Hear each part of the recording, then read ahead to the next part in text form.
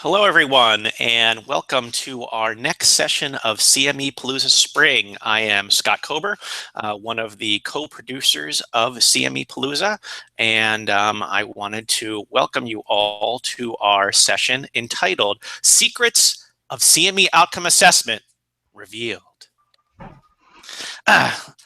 So before we begin, I wanted to thank our sponsors, our gold sponsors, Intelligent Medical Decisions and Archimedics, our silver sponsors, Genentech, iMedix, and MedPage Today, our bronze sponsors, Advanced Studies in Medicine, Clinical Care Options, CME Matters, CMEology, CME Outfitters, Decision Simulation, Educational Measures, Forefront Collaborative, Global Academy for Medical Education, Highmark CE, Impact Education, Infograph Ed, Platform Q Health Education, and Vindico Medical Education. Hold on a second. Okay. So there are 3 ways to ask questions during this session. You can use the MedPage Today text line. The number is on the screen, 267-666-0CME or 0263. You can click on the Q&A link located at the bottom of each video if you call this up in your Google Plus account. And you can also tweet your question to us using the hashtag CMEPalooza Twitter hashtag. So we'll be checking those throughout the session, and I'll be kind of asking some questions of our presenter, Jason Oliveri, as we're going along. So here's our brief speaker disclosure. So the discussions and opinions during the session are Jason's and not those of his employer. So with that, I am going to turn this session over to Jason Oliveri, and Jason is the Manager of Outcome Services at iMedix. I had to go to the title slide to make sure that I got this right. So thank you, Jason. So thank you, Jason, for joining us, and I will turn this over to you to kind of get us going. All right, thank you, Scott. I will have to say that I had this big intro for my slide with smoke bombs, but I like the way you said it, so we'll just go with that, and we'll hop right into the target audience here. And so let's talk about real quickly and establish who this presentation is for, because it's long and you don't want to sit through it and then realize this isn't for me. Now, we're going to be talking to folks who fit into any or all of the following 3 categories. You regularly use surveys to measure learning and competency change. You've got no formal process for reviewing survey questions, and you're unsure of how to utilize statistical tests. If you fit any of these categories, come on with me. Let's take a little journey here. If not, go back to your email in your regular workday. Yes. So the next slide here. Very exciting news. I had this course accredited by the League of Assessors. Now you can't Google this group. They're very exclusive, so don't even try. But I'm required to display as a certified course, number 1, their motto, and show a picture of their president. And to let you know that if you sit through this course and take the test at the end, and there'll be instructions for the test, you will be officially certified as a CME Outcome Statistician 1st grade. I mean, this is legit big deal. And now, we must be out of time. Scott's getting me through this. So, as a CME Statistician 1st grade, you have 3 arch enemies, and here they are on the screen. You've got poorly designed questions, you've got low response rate, and an overemphasis on statistics, and you are sworn to battle these in each and every outcome report that you produce. So let's talk for a minute here about what these guys look like. Poorly designed questions. Yes, Scott, you had it right. We're going to the next slide. This is a particularly evil scenario that happens all the time. I've got an example here of a moving around poorly designed question. Let's look at this for just a second here. Look at the question itself. And I'd love to say this was an example from some external organization, but it may actually be an example of one of my questions. Which of the following statements regarding immunotherapy for malignant melanoma is not correct? This is an incredibly unfocused question. And thinking about the data that's going to come back from this question, what is it actually telling you? What do you know someone knows or doesn't know when responding to this? Other than the fact that the test taker knows the question is going to be about immunotherapy for malignant melanoma, the statements below it could be anything. You have no idea. It's an unfocused question. If somebody gets it right, does that mean they knew what was not correct and also knew everything that was correct? If they get it wrong, does that mean they didn't know any of these 4 collected statements?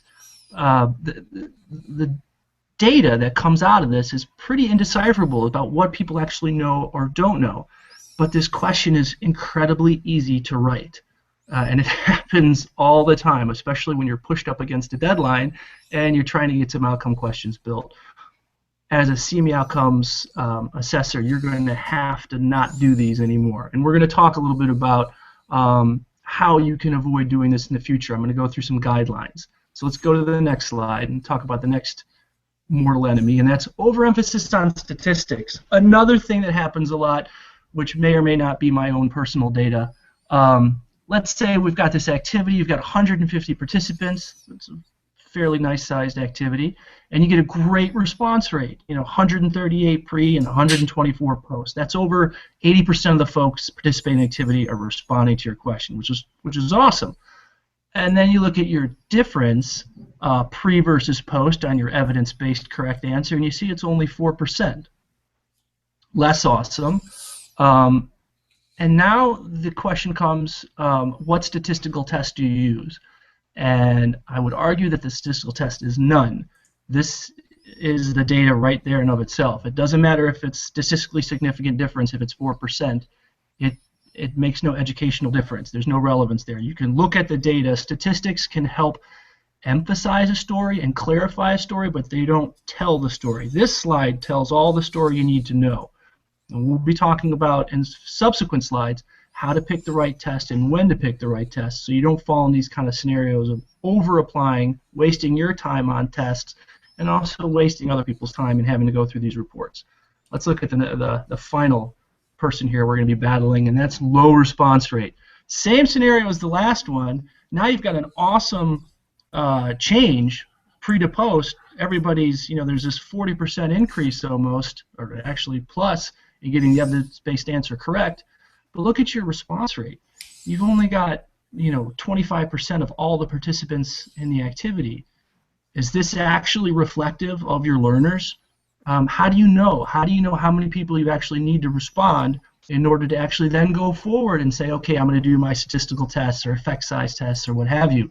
We're going to talk about what the response rate is that you need and how to determine it also in following slides.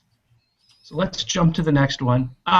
There's our fearless leader again, and summarizing what we're going to talk about now. How to write good questions, how to determine sample size, and how to apply statistical tests. That's going to be the next 40 minutes of me going on. Writing questions good. There's 4 guidelines we're going to talk about. There's a lot of tips and techniques for writing questions, and we're only going to go through 4 key guidelines, but I'm going to point you towards some resources that you can dive in a little bit deeper and get a little bit more information. But I'm telling you, if you can follow these 4 guidelines, your questions are going to be markedly better. Let's go to the next slide. So why does this matter? Why do we care about writing better questions? Well, it's quite simply, your assessment questions represent a knowledge or competency change. And the credibility of this change is dependent upon 2 things. Its validity and its reliability. What validity means is how well your question measures what it actually intends to measure. And reliability refers to how often it'll come to the same result. So the consistency of measuring the same thing. These 2 things are very important. Without reliability and validity, your data is undermined. Why do I believe that your data actually shows change? How do I know that if you ask that question again in another group, it would come to the same result? How do I know the people who read your question interpreted it the way you actually intended them to do that? Now there's the complex science about validity and reliability where you can talk about all sorts of statistical tests, which are incredibly important. However, the foundation of all of those is using good design principles, which have been vetted and established, and we're going to talk about those. So the idea here is if you follow these 4 guidelines, the expectation is your questions are going to be more valid and reliable. There's certainly statistical tests that a psychometrician could go through to determine that also in an empirical way, but most people, and by most people I think pretty much everybody in CME, doesn't have access to those kind of resources. So if we follow these 4 general fundamental rules, we're going to be in the ballpark and we'll have a strong argument for producing valid and reliable questions. So let's go through, look some of these things. But before we do that, we got to talk about some terminology. So 4 things about questions. The stem part of a question is the information needed to answer the question. So this would be, for example, your case vignette. The lead-in would be the specific question to be answered. The option set has 2 parts. There's the keyed, which is the, I guess I should be looking up here. There's the keyed, which is the correct answer, and then there's the distractor, of which are the wrong answers. And usually, actually I've seen it all over I've seen a little bit over the map. At least 3 answers, I would say, even though I have 4 options total. But somewhere in the ballpark of typically 3 to 5 response options is recommended. Test-wise is a term that means, so folks who are able, I'm sure you've looked at some outcomes questions, or maybe let me say I'm not sure, but I go through outcome questions a lot and review them, and I never know the content. It's all over the map. But I can read a question, and based on the way it's created, zero in on an answer if it's not designed well. That's being test-wise, being adept at taking tests because you're familiar with flaws in question design. What we want to do is eliminate test-wise and have people only be able to answer questions correctly because they have the knowledge or competency to do so. That's what these guidelines are designed to do. Let's jump ahead to the next slide. So we're talking about surveys, as I mentioned at the beginning, which means we're talking about multiple choice questions. That's MCQs. There's going to be 2 types of multiple choice questions. There's single correct answer, which means we're measuring recall of isolated facts. These are your straight up knowledge questions. And then there's single best answer, which is now taking the knowledge that someone has and then requiring an interpretation and then an application, which is what happens typically in a case vignette type scenario. So let's go ahead now to the guidelines. These are the 4 question design guidelines we're going to talk about. Number 1, as much as possible, use a vignette to structure your stem. Number 2, focus your lead-in so it poses a clear question. Remember that example we looked at before about malignant melanoma? That was not a focused lead-in. We'll look at some examples of those. Satisfy the cover the options rule. Also very important, and we'll talk about what that means. And then using a homogeneous option set. I'll show you an example of that. So let's get in right into guideline number 1. Using a vignette to structure the stem. Whenever possible, we want to be measuring competency, and competency is going to trump knowledge. And the idea here is that in CME we're much more interested in understanding how people apply the knowledge that they have versus just passing on knowledge. Now, I work in oncology, so I'm one of those people who would put his hand up and say, well, wait a minute, we have a lot of clinical trial data that changes very rapidly, and we can't always measure competency. That's fine. That is understandably an exception to not every case, but to a good number of cases. But in general, across the board in CME, we can be producing more competency measures than knowledge measures, and we'll talk a little bit about some way we can do that. Why it's important to use vignettes is, we break it down into 3 categories here. The difference is, and I'll show you an example that'll make it feel a little bit more real, but when the vignette scenario now, you're presented with something and you have to use the knowledge that you have to interpret the scenario and then apply it and come up with some sort of a judgment. That's what we're measuring with a case vignette versus presenting someone with a question and then requiring them just to pull out one of those isolated facts and respond, and then that's how they get it right or wrong. Now, with that last bullet point, STEM is the same as lead-in if measuring simple fact recall. This is your single correct answer multiple choice question. So let's jump to the next slide and look at an example of that. So here's a single correct answer multiple choice question. Arterial blood gas analysis most likely to show what in patients with cardiogenic shock. And we've got the STEM and the lead-in are the same, and we've got the correct answer marked. can we take this type of a question and turn it into a case vignette? I mean, it's very straightforward in what it's asking right here. And it's not a bad question in its design at all. It's just a knowledge question. But can we transform this type of question into a case vignette? Scott says yes. That's why he's jumping to the next slide, and that's perfect. If you look here, now what we've done in the STEM is we've taken cardiogenic shock, and instead of telling somebody that's what the patient is in, we're now requiring the test taker to determine the situation that the patient is in, and then based on that situation, be able to answer the question below. So all of that STEM there, that's bracketed in, you could just say STEM and then parentheses cardiogenic shock. We just exploded out that question, and now we're requiring an interpretation. So that's an example of how you can take thinking about, well, this is just a knowledge question, and then maybe transform it into a case vignette and get at a richer amount of information. Let's jump. Focus lead-in. Lead-in should clearly define the task. Do not use negatives such as not or except in the lead-in. Ask a direct question. All of the above and none of the above are no-nos as options. And I have to jump in here real quick and say, me and Scott were talking briefly before the session started, and Wendy Terrell has a session coming up this afternoon. I don't know exactly when it is. It's a couple sessions after this one where she's going to talk about question design. And I highly recommend sitting through that session. I'm going over this pretty quickly. She's totally focused on that, and she also has a lot more experience in the area than I do, I have to admit. So please check out that session as a complement, or let's consider this as a complement to that session. But let's look at a focus lead-in here. Next slide.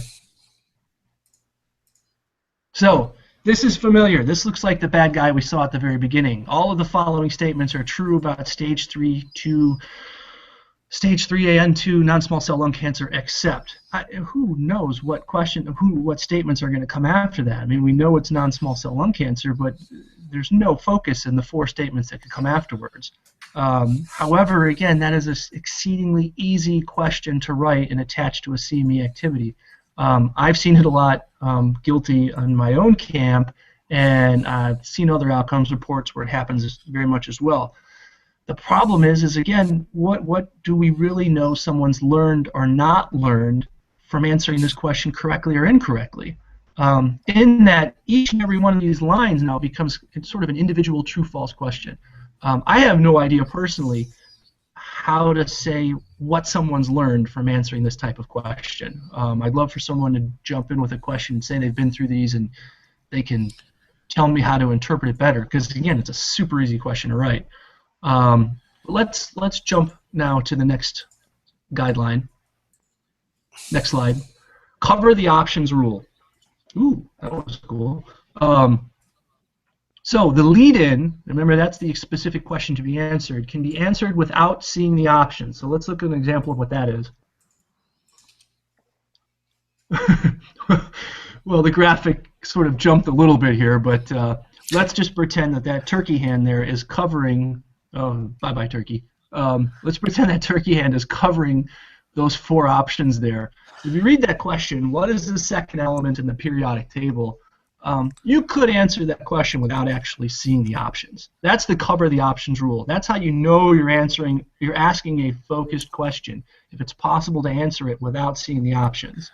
The last question we looked at, the unfocused one, we don't have to go back to that slide. There's no way you could ever answer that question without actually seeing the response options. So these 2 guidelines are very complementary of each other, sort of hammering home the same point. Ask a focused question. Let's go to the last guideline here. Homogeneous option set. All options should be homogeneous. So if you're asking a case vignette question, the options should all be diagnoses or all causes or all treatments, not a mixture of those. And the idea here is that this is not a question with a single correct answer like a knowledge question. It does have an evidence-based best answer based on the scenario, and people need to be able to rank order these options from most likely to be correct, from least likely to be correct to most likely to be correct in order to identify the right answer or the best answer. If they're all over the map mixing diagnoses, causes, and treatments, a test taker can't take those. and it's not purely measuring what you're trying to get at. Let's look at an example of what that might be in the next slide. So here's a non-homogeneous option set example. Question: while swimming at dusk, you're suddenly bumped from behind and then turn to see a dorsal fin. Which of the following is correct? Now, if you look at these response options, number one, 40% of shark attacks are fatal, and number three there, majority occur in the United States. Those are statistics about shark attacks. The last one's a biological question about shark attacks, and the second one is something you may do as far as a chance for survival. Those are not in the same category at all. They're impossible to rank order which one might be right and which one may not be right. And it makes it very difficult for someone to answer the question, thereby reducing the validity of the question you're asking. Now, if we jump to the next, well, actually, I think we have the correct answer on there. That actually is, even though it's a bad question, there is an answer that's correct, and the majority of shark attacks apparently do occur in the United States. So if you're in the Mediterranean and you're swimming and you see a dorsal fin, don't worry. Anywhere else, punch him in the nose. Resources. Okay, so I mentioned there'd be some resources.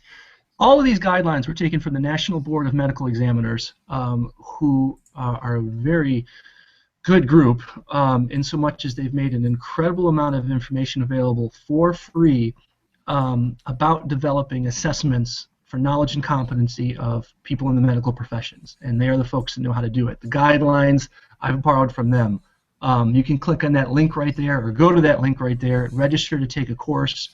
The course is, I think it's broken up into 30 or 40 pieces, all about 20 to 30-minute bites, and it breaks down, I mean, if you take this course, you are officially an expert, and it breaks down all of the pieces of question writing and assessments, and they provide you with some tools like a multiple choice question checklist. You can use this, it's a one-page little sheet, you print it out, you look at your questions, you compare into the checklist. If you can check off all the boxes, you've got great questions. Clinical templates, I'm often asked, how do I write a case vignette? What should it look like? MBME has given 6 clinical types of templates, 6 examples that you can use and share with your medical writers, your faculty, and help them design better case vignettes. And then just like the multiple choice checklist, they've got a vignette worksheet which functions also as a checklist where you can compare your vignette against this worksheet, and if you can check all the boxes, most likely you have a valid and reliable vignette. And then lastly, this was an article that we didn't talk about some flaws in test design, or they call it common pitfalls. It's a free article you can click on and read, and it gives, I think, 10 to 12 examples of mistakes in question design above and beyond the guidelines we talked about. And these are less egregious, but simple mistakes that could easily be addressed if you know about them. So I highly suggest checking out these 2 resources. Let's jump to the next slide.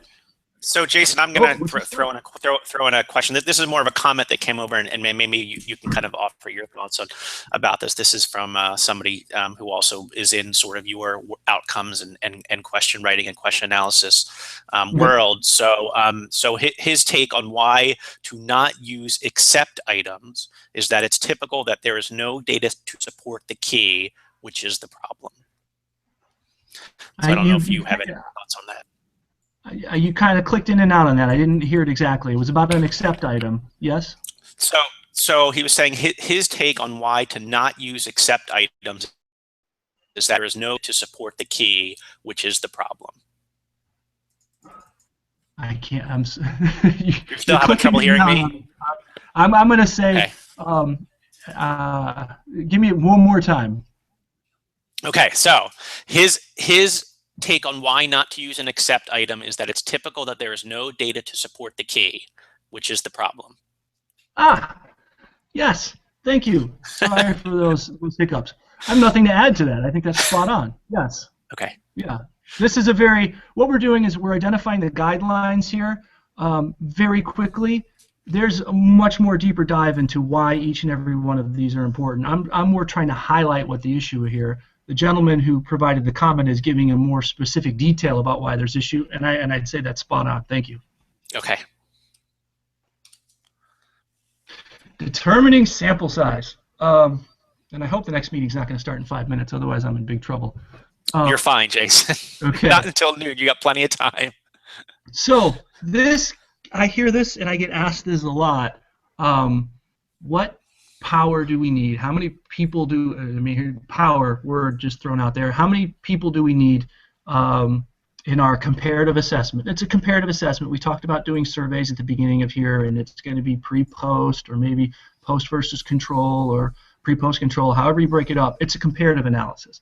And the question that's frequently asked is how many people do we need to participate in this comparative analysis in order to be adequately powered to find out if it's statistically significant? That's usually how the question is presented to me. Let's jump to the next slide and talk a little bit about determining sample size. And yes, 100% the necessary test for determining sample size for a comparative analysis is a power calculation. Spot on correct. The only problem is it's wholly unnecessary in CME assessment. It was developed for clinical trials. And the idea here is that clinical trials are exposing people to potentially harmful treatments, and it's crazy expensive. So it made sense to come up with a way to figure out what is the minimum number of people we need to expose to this harmful and expensive scenario in order to determine whether it's potentially beneficial. That is when a power calculation makes sense and why people do it. Our CME surveys are not clinical trials. Nobody is at physical risk, and they're not expensive to do. It's no more expensive typically to do 1,000 surveys or to do 5 surveys, considering a lot of this happens web-based. So there's no risk other than just annoying people with sending them surveys. So power calculations in this particular case, it's unnecessary. Let's jump to the next slide. How many responses do you actually need? I think it's pretty straightforward, and I'll say it's as many as you can get. We looked at the example in the beginning where I talked about, oh, look, 80% of the people plus responded, and that's good response rate, and quarter or less responded, that's bad response rate. Admittedly, those numbers are arbitrary, but you know when you look at your slide, or when you look at your data, if you had 100 people that attended and 30 responded, that's probably in the ballpark of too low. And if 70% or more responded, that's probably in the ballpark of a good number. Don't worry so much about how many.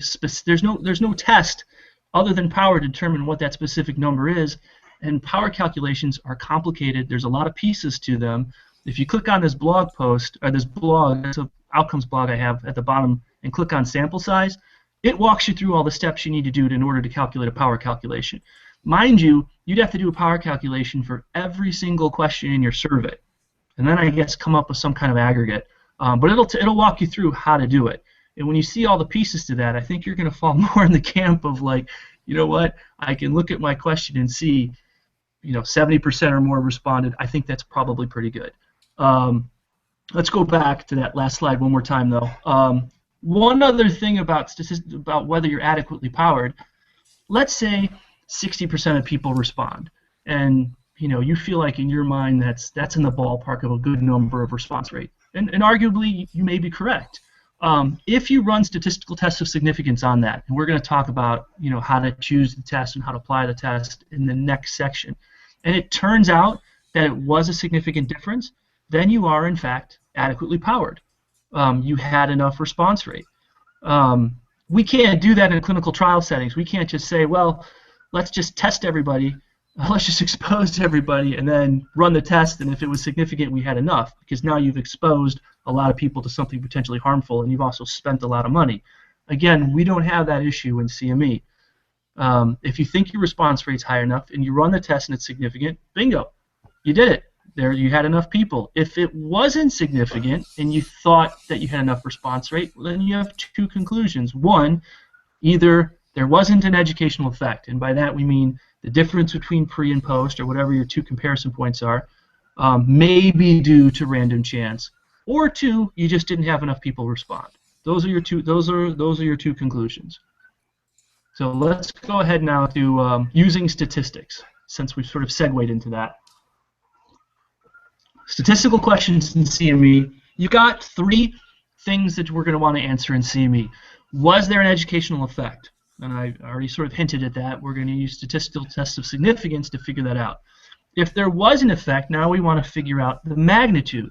Contrary to what's reported sometimes, a higher p-value or a lower p-value doesn't indicate magnitude of effect. There's a specific test for that. And then lastly, if you've determined there's an effect, you've determined magnitude, now you want to be able to assess how does that magnitude compare to other things in CME.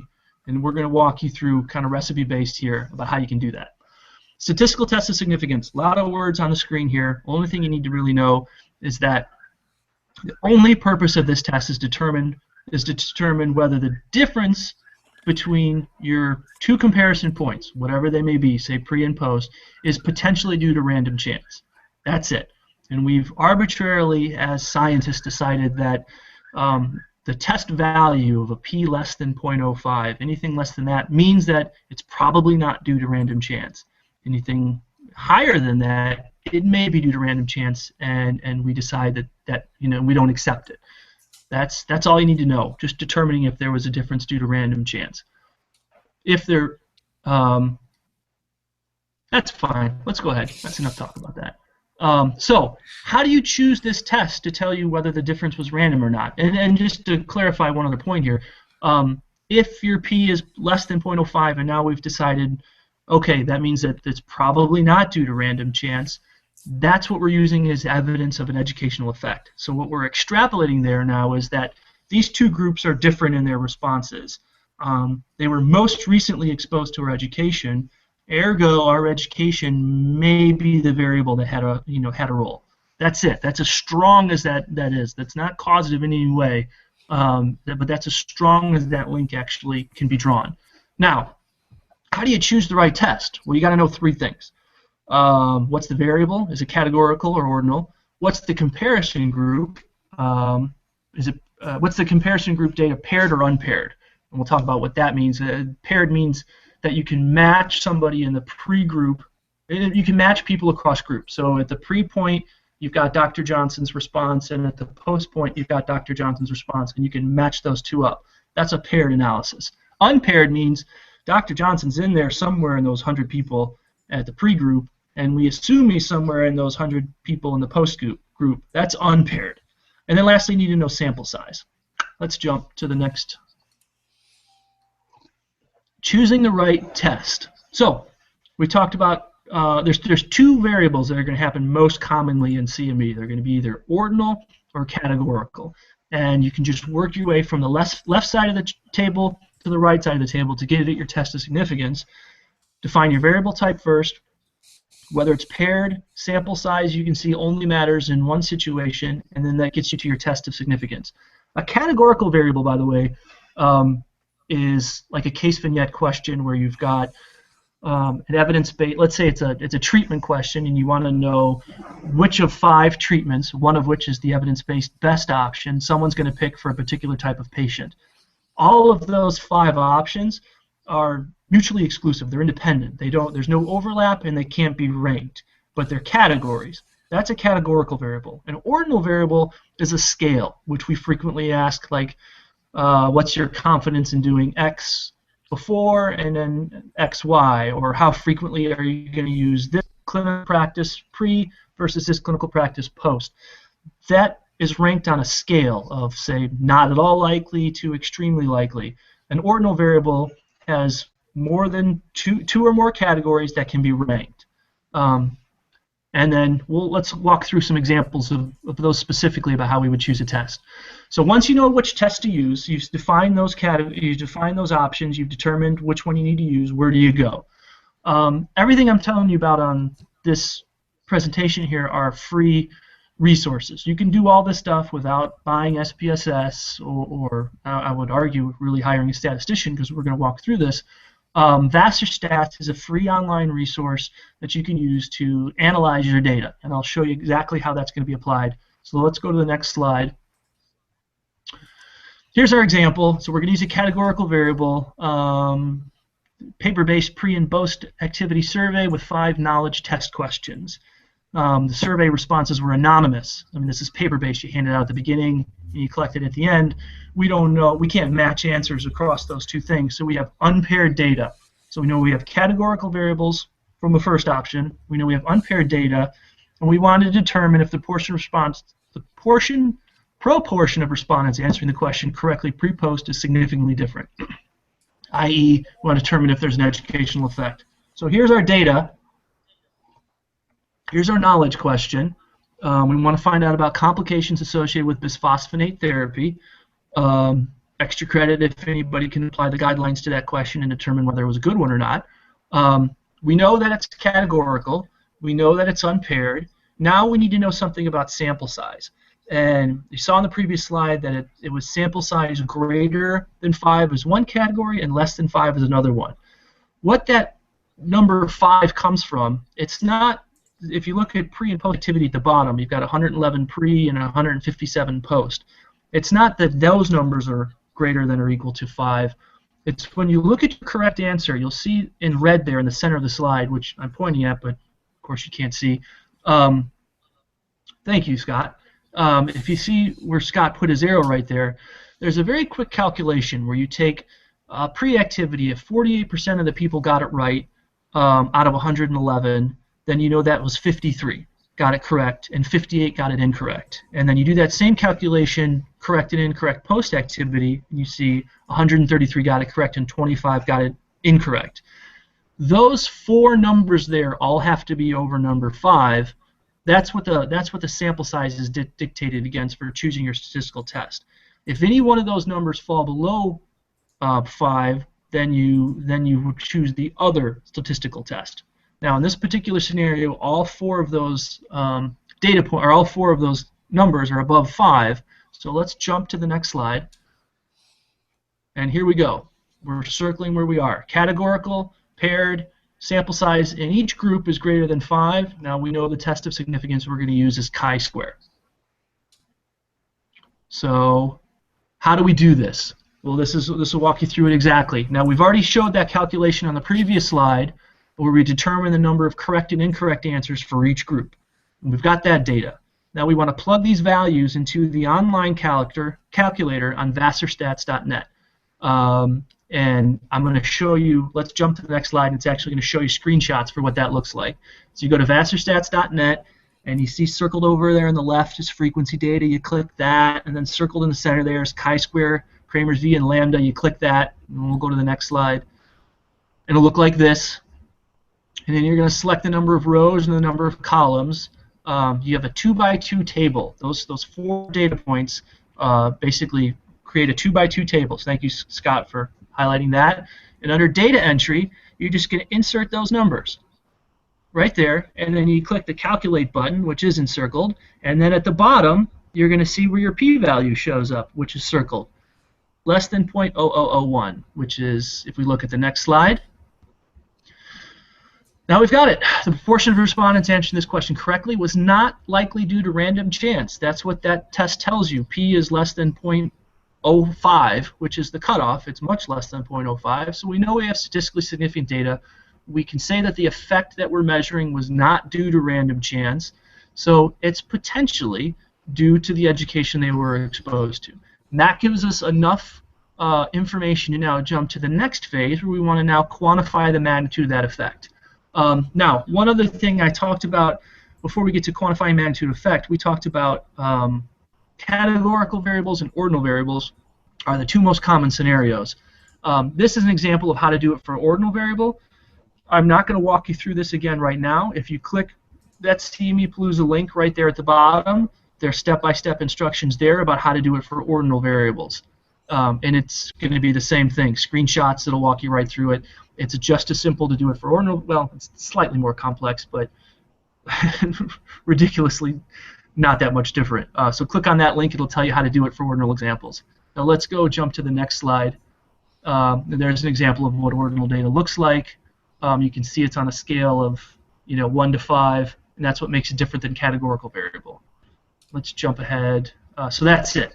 Now you're able to assess whether there's an educational effect on to quantifying the magnitude of it. Next slide, please. Which is a question break. Yeah, Excellent. just a reminder for people who do have questions. There are a few options. You can use the MedPage Today text line. The number's on your screen.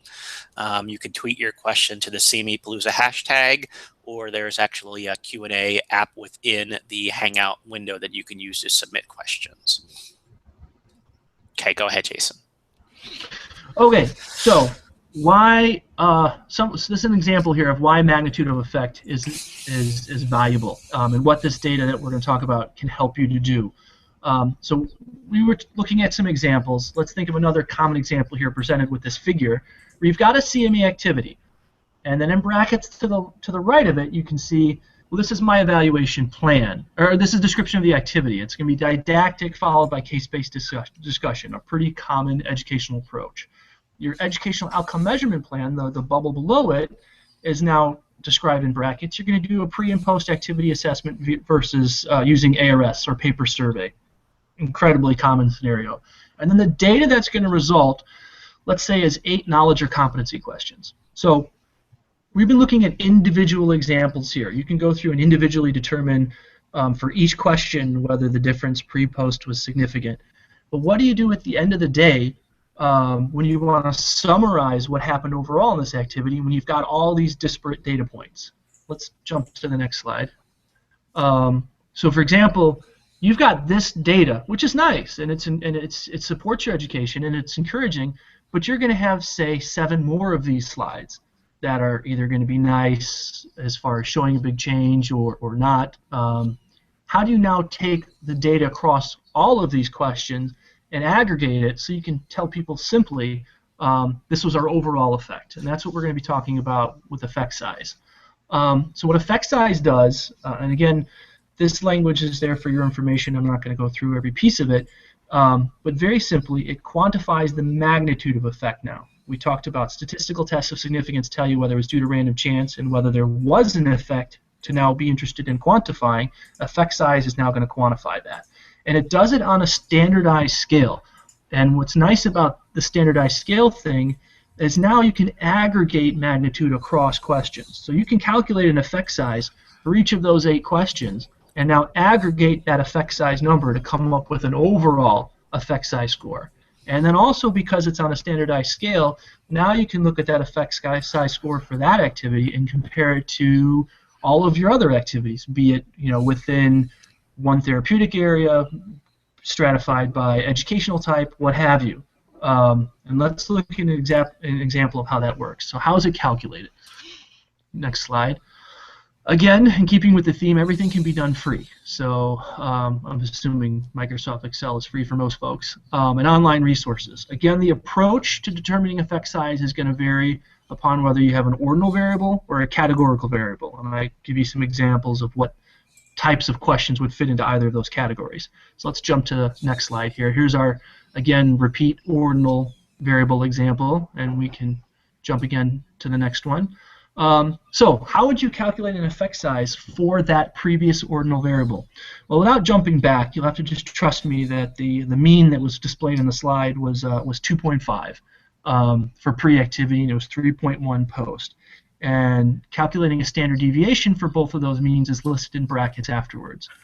Take these numbers here, and there's a link for an online calculator there, the University of California, Southern California, I think it is. If you go to that link, which will take you to the next slide, you're going to plug in the data for the mean and standard deviation right there in that circled area. The post group is always going to be group 1, and the pre-group is always going to be group 2. That's the only thing that's a little bit hinky about this, or not entirely intuitive. You hit compute, and then you get your Cohen's d. Cohen's d is the effect size measure that we're most frequently using in CME. If you start reading through the literature, that's one you're going to see a lot. That Cohen's d is a 0.47 blah blah blah. Round it to 2 digits. We'll just call it a 0.48. So let's look at let's go jump ahead to the next slide and see if we can figure out what that 0.48 actually means. So how do we interpret this? Well, we got our little table here. We know it's clinical practice strategy. We know what the scale is. We've got the mean for that pre-test and post-test and the standard deviations, and we come up with an effect size, which is a 0.48. So what is a 0.48? First thing to know is that number is proportional. So a 0.48 is half as good as a 0.96, twice as good as a 0.24. So right away that gives you an idea of how to compare effect size across questions and across activities. Secondly, Cohen, the guy who invented Cohen's D, came up with some general guidelines for if you first start using effect size in a particular research area, you can use these general guidelines to determine whether your effect was small, medium, or large. Now, and I provide one other link below that of another reference that talks about some other benchmarks you could use. I would more recommend starting with Cohen's D, general benchmarks to determine sort of the size of the magnitude.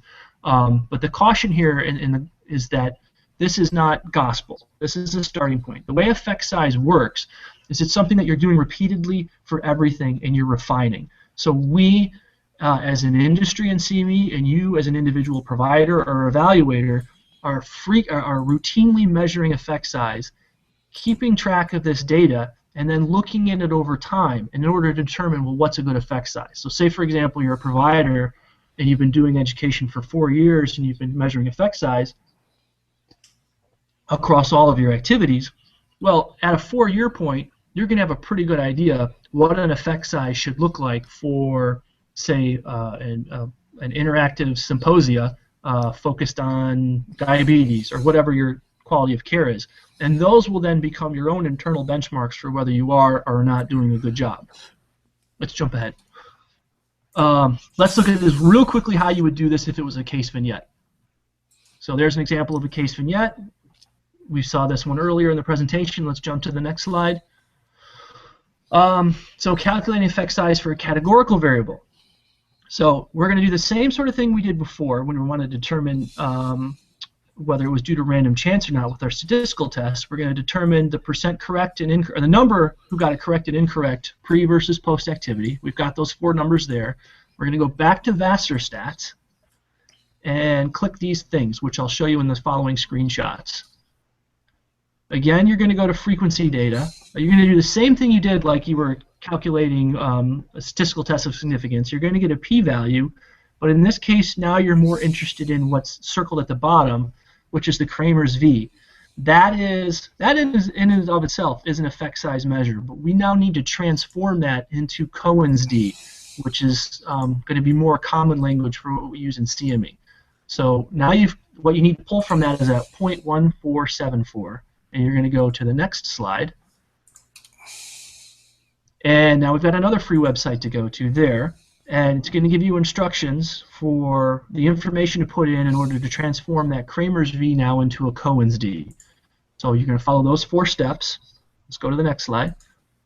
So Jason, I'm going to throw in a question that we've got. I know that you're kind of in between things here, but I'll kind of throw this out there to you because I know that we're kind of getting towards the end, but I just want to jump in. So are you lumping in all multiple choice questions when you calculate effect size, or do you group by outcomes level, for instance, only grouping knowledge data? Yes. So well, let me make sure I understand that correctly, and you can maybe follow up with that. Effect size data, if you have, it should be just for each outcome level. So you can have an effect size data for knowledge, for competency, for performance, however high you go, but it has to be stratified by level. This is actually a more detailed question. Thank you for asking it. The thing here is that as soon as you start varying what you're measuring and also varying the way you ask the question to get at what you're measuring, your effect size data now changes. So you can't meld those 2 things. All of your knowledge questions have to be in one category, and then you'll have an effect size score for that. All your competence, same thing. But now another important distinction: if you're asking competency level questions using case vignettes, which are categorical, and competency level questions which are using, say, clinical practice strategies, which are ordinal, you can't mix the data across those 2 things. So then you'd have an effect size score for your case vignette style questions and your clinical practice strategy type questions. That isn't something that we covered here. This is more just sort of getting you introduced to how to do these things and to show you that they're easy and you shouldn't be scared of them. But that is definitely a next level sort of thing you need to be aware of. Thank you for the question. Okay. All right, where were we?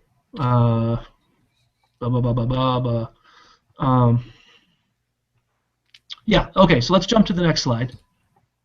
And this is again just a screenshot of what that website will look like, where you're going to insert the information. And actually, this is not entire. What ends up happening here is it's pop-up windows. So in the pop-up windows, it's going to ask you what your Kramer's V was, which is represented by that lowercase r there, um, which stands for correlation. But you'll put that score in there. It'll ask you for some information about how many people were in the two comparison groups, so your two N counts, and then it's going to give you a screen that looks like this. And then you've got your Cohen's D, which is circled there, which is a 0.298, which we'd round up to a 0.30.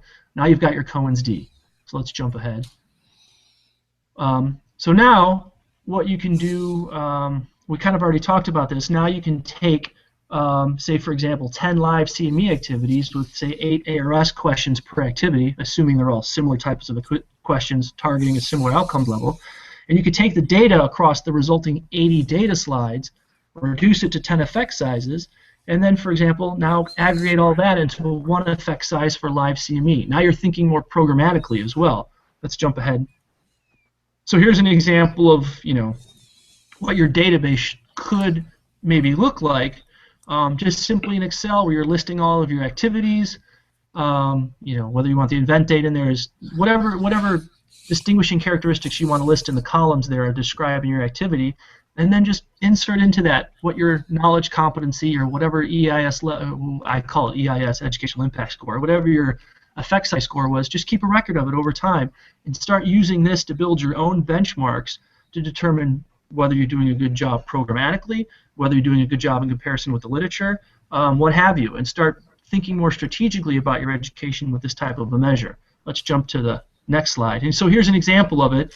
You could take your, again, I'm calling it effect size or educational impact score, call it whatever you want. You could take this now magnitude of effect, and since you're able to aggregate it, you could break your activities up into just generic categories like live activities and e-learning, and report your average effect size score over, say, that 4-year period of time, and start looking at the literature now and see what their effect size scores are, and get an idea for benchmarking against that. It introduces a whole level of strategic thinking about the way you're producing your education. It's a very powerful metric. Now, we're talking about a very generic entryway into this metric, but that's totally fine. That's how you get started. Then you start asking better questions about how to better use it and better look at the data, like that one person asked just last. So let's go ahead to the next slide.